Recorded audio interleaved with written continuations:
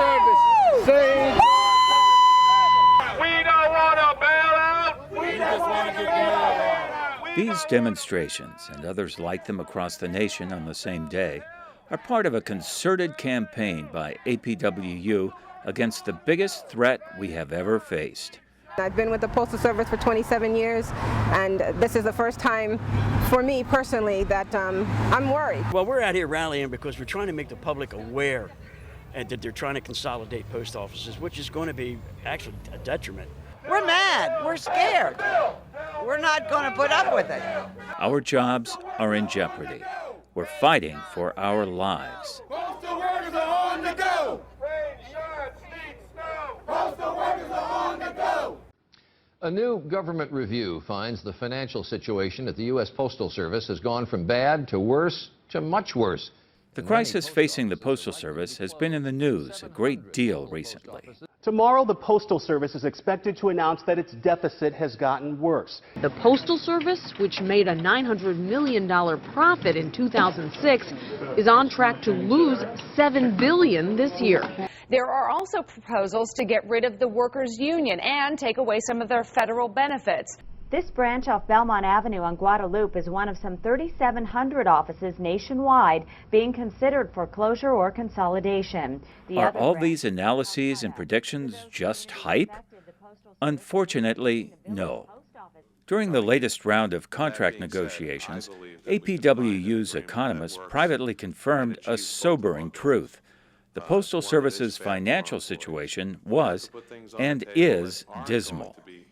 This chart from a pamphlet produced by APWU shows that USPS has suffered multi-billion-dollar deficits every year since the 2006 Postal Accountability and Enhancement Act was implemented. And the situation gets worse each year. This sobering truth dictated our strategy on two fronts, in contract negotiations and on Capitol Hill.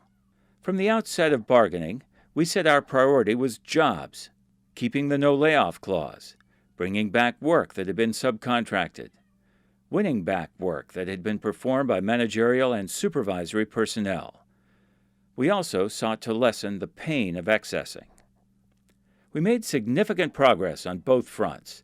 We retained protection against layoffs, won major improvements in contract language covering subcontracting, returned work from supervisory personnel, and limited excessing to no more than 40 to 50 miles. We had to make some significant compromises, but we achieved some very important goals. Once the contract was ratified, we immediately turned our attention to Congress. Why? Because we knew that only a legislative solution could put the Postal Service on a firm financial footing and end the crisis that is being used to justify attacks on workers and on service. We started by making sure APWU members understood the true cause of the Postal Service's financial crisis, a provision of the 2006 law that required the USPS to pre-fund the health care benefits of future retirees. We did that by writing in-depth articles in our magazine, publishing timely updates in APWU news bulletins, posting frequent articles on www.apwu.org. And we prepared special pamphlets like this one, which offers a thorough but easy-to-understand explanation of the problem. We've been working diligently for the last year since our contracts have been signed to educate our membership about what's going on and how they can be affected by these type of things. The Legislative and Political Department worked tirelessly to put forth the union's position on Capitol Hill, meeting frequently with members of Congress and their staff. A major breakthrough for APWU occurred in early April when Representative Stephen Lynch introduced H.R. 1351.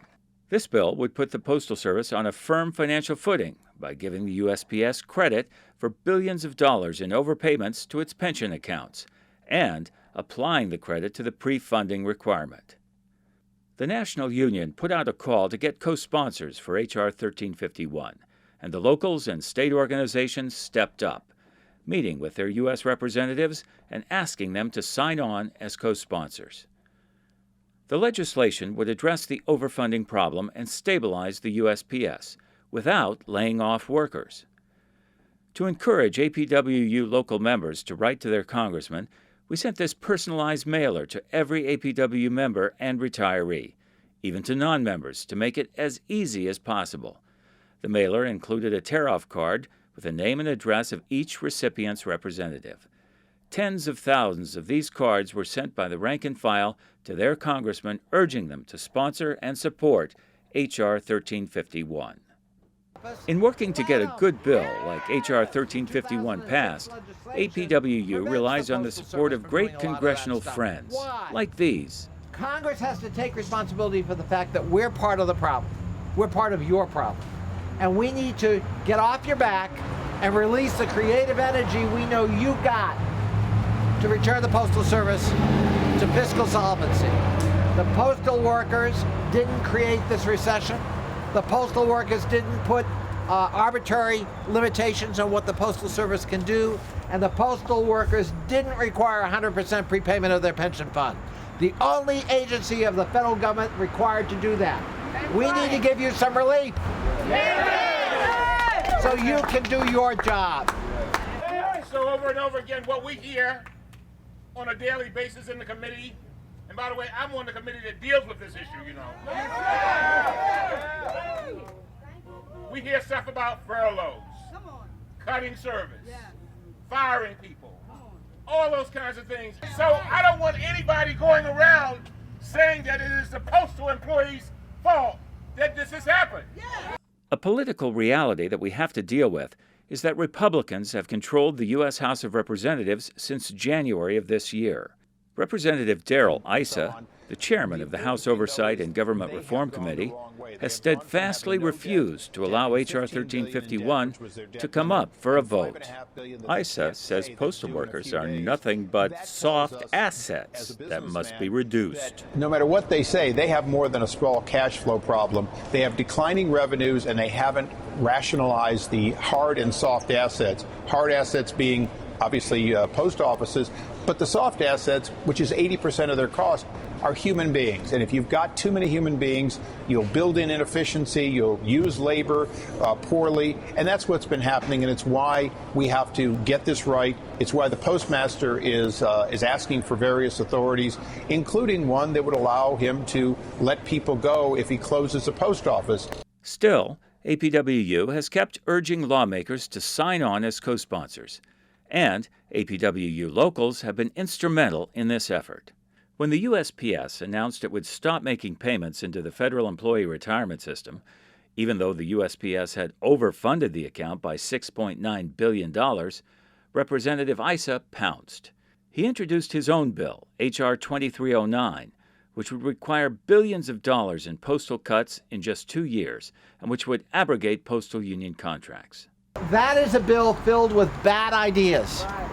That is a bill that has a not-so-hidden agenda to downsize at any cost the number of people who work for the Postal Service and to break the backs of the public employee unions who represent them. That is not a worthy agenda. That has nothing to do with the crisis of the Postal Service. That's a different agenda, and it's one that ought to be rejected by every thinking member of the United States Congress. I am going to fight that tooth and nail on the Oversight and Government Reform Committee, and I'm going to work with Republicans and Democrats to fight that on the floor of the House of Representatives. In speaking out in support of his bill, Issa kept warning the public that the USPS was asking for a bailout. ISA's proposal basically wants to destroy collective bargaining. It wants to give the Postal Service the ability to close facilities without any review, to adjust wages, salary, and benefits without any review. It's going to impact everybody, because if they close post offices, they're going to have to double up in the next post office. Therefore, service is going to be hurt. And furthermore, it especially hurts our elderly and our poor who are without transportation and who can walk to their local post offices. APWU and many others have condemned the Issa bill as reckless and disputed the myth that the USPS wanted or needed a bailout. So APWU produced and ran this ad. Members of the American Postal Workers Union handle more than 165 billion letters and packages a year. That's about 34 million pounds of mail every day. Ever wonder what this costs you as a taxpayer? Millions? Tens of millions? Hundreds of millions? Not a single cent. The United States Postal Service doesn't run on your tax dollars. It's funded solely by stamps and postage. Brought to you by the men and women of the American Postal Workers Union. The ad had a profound effect. Virtually every news report after the ad aired pointed out that USPS doesn't rely on taxpayer dollars. The ad must have gotten under Representative Iss's skin because he publicly denounced it and asked the union to end the ad campaign. Of course, the union fired back, defended the ad, and refused to back down. Still, APWU continued to seek legislative support for H.R. 1351, and co-sponsors continued to sign on. Locals organized visits to their legislators' offices, and momentum continued to grow. In August, the USPS engaged in treachery. After defending the contract in Congress in April, the PMG began circulating proposals on Capitol Hill to abrogate our contract, to end protection against layoffs, and to take postal employees out of the federal retirement and health insurance programs. The union's response was swift and sharp. The union condemned the proposals and reiterated the call for Congress to address the cause of the Postal Service's problem. These proposals are outrageous, illegal, and despicable. We work very hard to allow the post office to adapt as quickly as they can. And we did that in exchange for certain things, including keeping our health benefits the way they are. We also wanted to stay in the federal retirement system. All these things, the no layoff clause, all these things were talked about, and we achieved this collective bargaining agreement by giving up certain things. And now they want to come to the Congress and say, oh, we got this part of the deal, give us this part back. We think that's totally improper. The fact of the matter, agreement is agreement. And this bill before ISA, that's the Postal Service. Their hands are all over that. That bill came about after the Postmaster General visited his office. An attempt to undermine the union. He didn't deal in good faith. An agreement is agreement, and I don't care what he does, that agreement stays intact. Soon thereafter, the APWU launched a second ad. This one aimed at informing the public about the benefits of H.R. 1351. This time, we were joined by our brothers and sisters in the National Association of Letter Carriers and the National Postal Mail Handlers Union. The Postal Service is critical to our economy, delivering mail, medicine, and packages. Yet they're closing thousands of offices, slashing service, and want to lay off over 100,000 workers. The Postal Service is recording financial losses, but not for reasons you might think. The problem? A burden no other agency or company bears. A 2006 law that drains $5 billion a year from post office revenue, while the Postal Service is forced to overpay billions more into federal accounts. Congress created this problem, and Congress can fix it. But still, Representative Issa refused to allow H.R. 1351 to come up for a vote. Instead, he brought up H.R. 2309 for a vote by the Postal Subcommittee. Democrats on the subcommittee waged a great fight, but in the end, the vote was cast along party lines, 8-5. Together, the four major postal unions organized joint rallies in every congressional district in the country. Our goal was to tell the American people the real cause of the USPS crisis, thank co-sponsors of H.R. 1351 for their support, and ask legislators who hadn't signed on as co-sponsors to do so. The rallies were timed to take place just before the Postal Service was scheduled to make a $5.5 billion payment it had said it couldn't make, the so-called default. We've organized through Greg Bell's shop 500 locations today, over 500 locations where we're having these type of rallies at various congressmen's offices. We want the people out all across the country to know which congressman will support them and which congressman will not support them. Because when they go back on the floor, they can talk amongst each other. Right now, today's a good day. You know, you have four unions, you have our elected officials, you have people from the community, you have people from all walks of life that are standing united with the postal workers, but they also stand united with the American people. Our struggle is not just the struggle of workers, it's the struggle of American people. In this situation, the theme, this appropriate theme, Save America's Postal Service. All the unions are out here together again. We want to educate them. We want to thank the Congress, encourage the Congress, and let them know that the postal employees support their postal service. We take it personal. We're out in the neighborhoods day in and day out. We know the communities, we know the families, and we take this personal when somebody wants to dismantle this postal service, and it's not going to happen on our watch. For the first time in American history, I believe, in the postal history, we have all 4 unions cooperatively together, working together on behalf of all postal workers so that we can save America's postal service for the American public. We have to work together to get the job done because, folks, we are in a difficult day and time today in the Postal Service. So we again urge you, for all of us, to work together.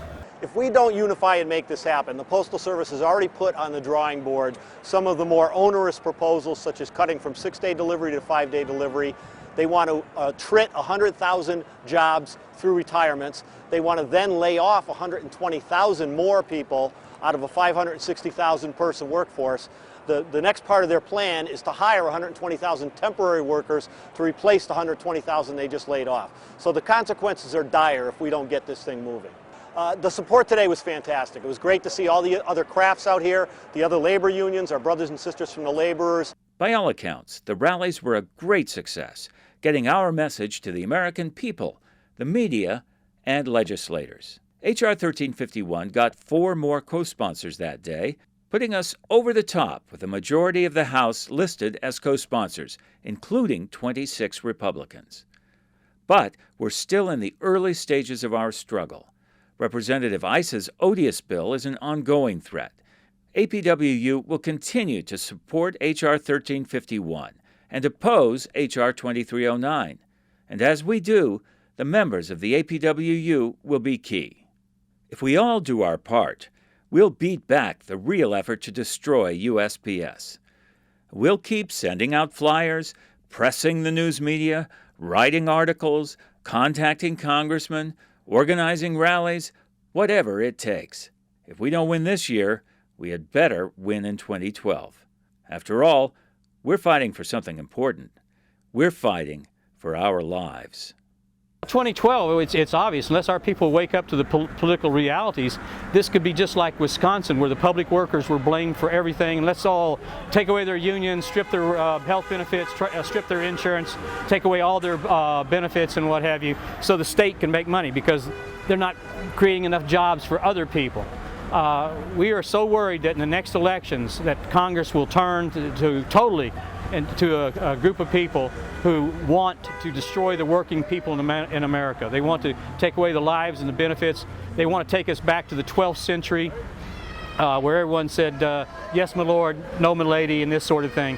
And that's critical that in this country that American people, the working people, decide who runs these elections or who wins these elections. And the working people need to understand who their friends are. And that's what this is about. We're trying to at least make the postal workers aware of who their friends are. This is just the beginning. This is the starting point. The finish line is November 2012. Get involved, get ready, and get ready to vote.